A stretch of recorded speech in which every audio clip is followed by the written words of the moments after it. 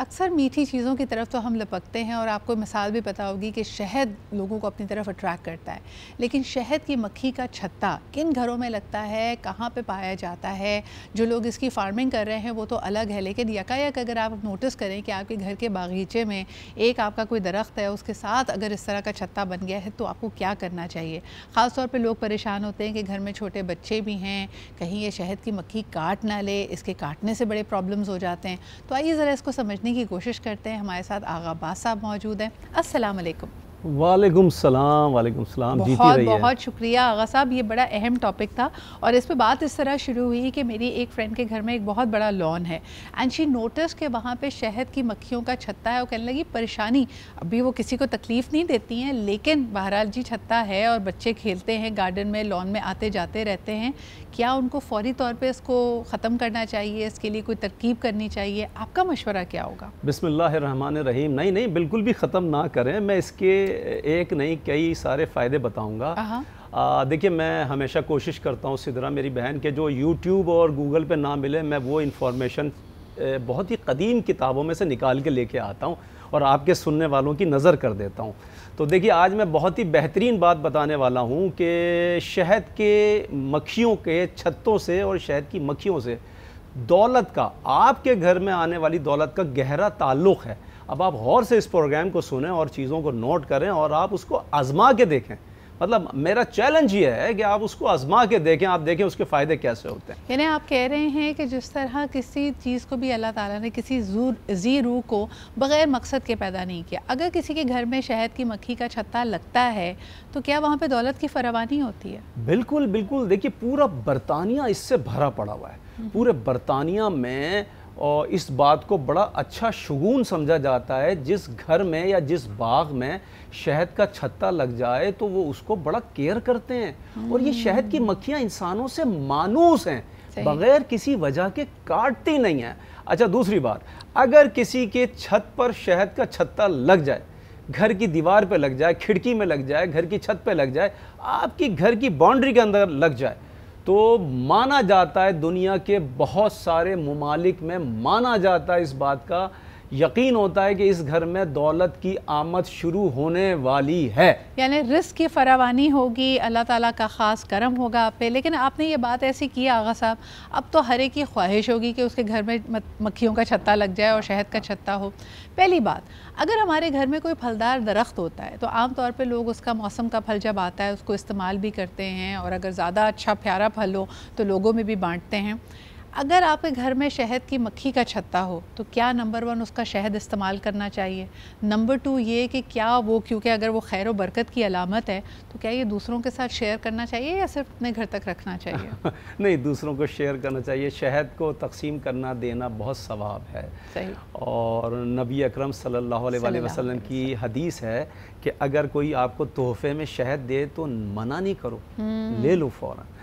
अच्छा, शहद की मक्खियों का छत्ता जब आपके घर में लग गया, जिन घरों में सिदरा लगा, आप यकीन करें, मेरी नॉलेज में ये बात थी, मैं कई सालों से 10, 12, 15 सालों से मैं लोगों से पूछता आ रहा हूँ कि आपके घर में लगा हुआ है क्या, आपके घर में मुफलिसी तो नहीं है, पैसे की फरावानी। उन्होंने यकीन करें सच्चाई के साथ बताया, वाकई में जब से ये लगा हमारे घर में पैसे की फरावानी हो गई। मतलब ये रिसर्च है इस बात पे, मैंने बहुत सारे लोगों से सवाल पूछा जब देखा छत्ता।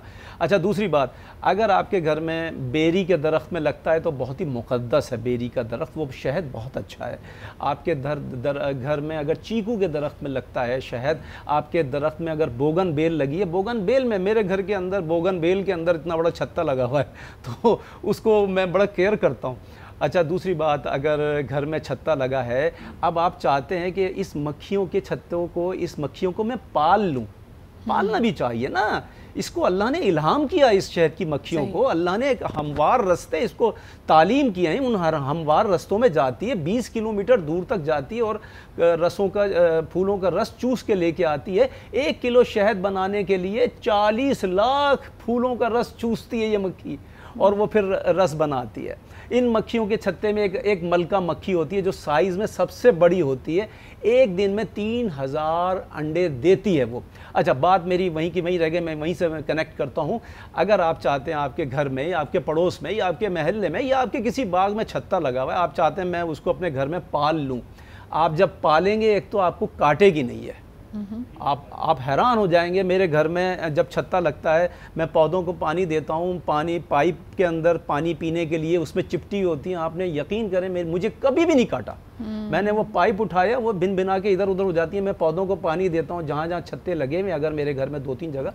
तो देखिए, शहद की मक्खियों को पालने का सबसे अच्छा तरीका यह है कि आप एक लकड़ी का बॉक्स बनवाएं, उसमें थोड़ा सा गुड़ का शीरा मल दें, और जहाँ छत्ता लगा, आपके पड़ोस में लगा, आपके महल्ले में लगा, आपके सड़क पे लगा, आप वहाँ उसको थोड़ी देर के लिए रख दें।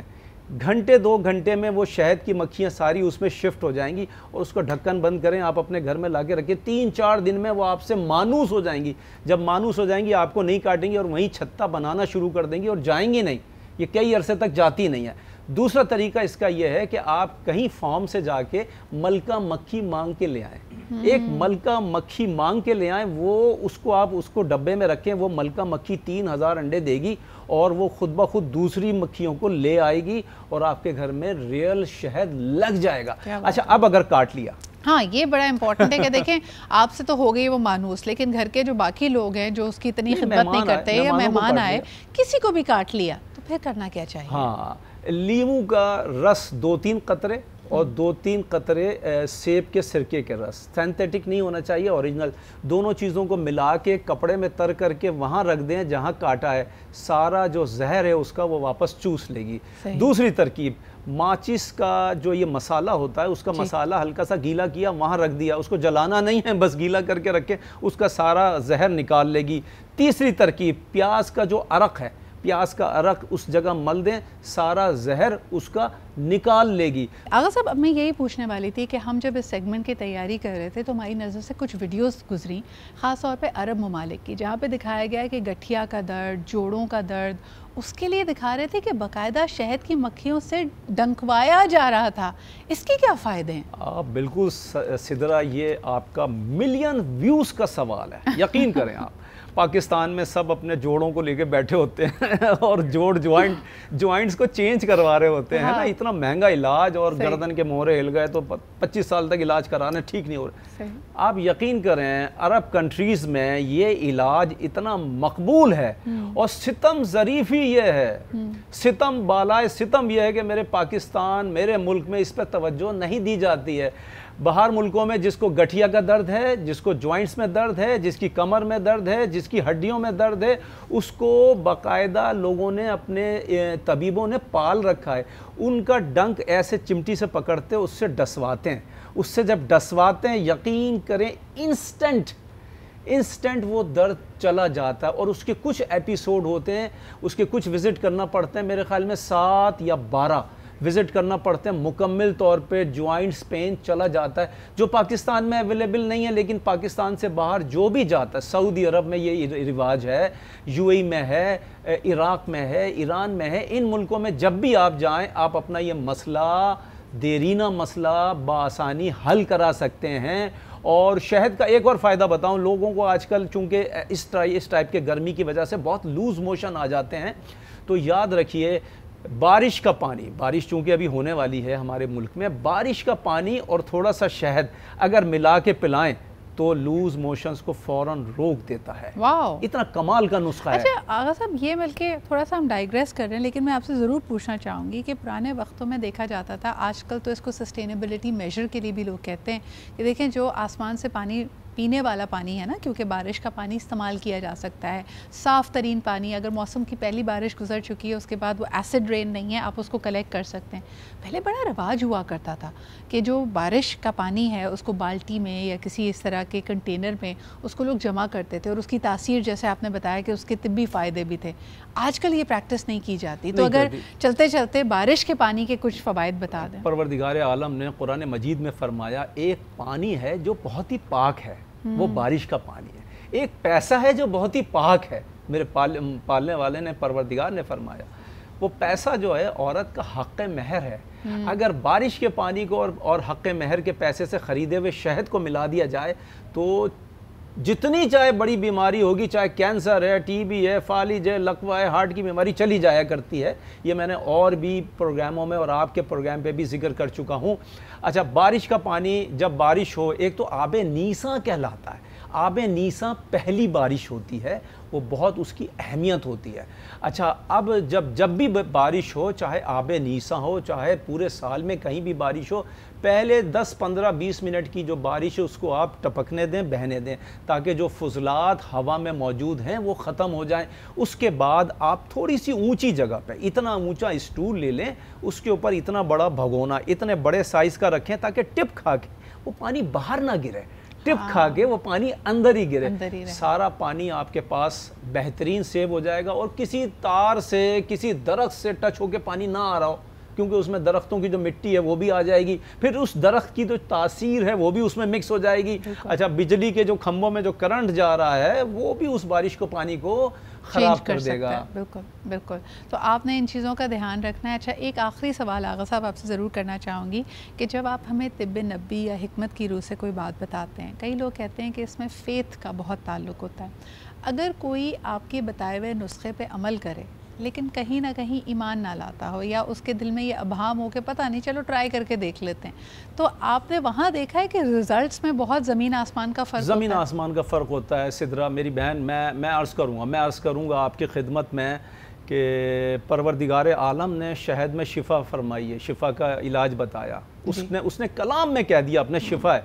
अब अगर किसी को शिफा नहीं हो रही है, सिर्फ एक लम्हे में समझ में आ जाएगा वो शख्स मुनाफिक है, उसको अल्लाह की बात पे यकीन नहीं है, वो मुनाफिक है, वो अल्लाह के कलाम में शक कर रहा है। दिल्ली से एक बार मुझे फ़ोन आया सिदरा, उसने कहा जी मेरी भतीजी है, उसके दिल में सुराख है।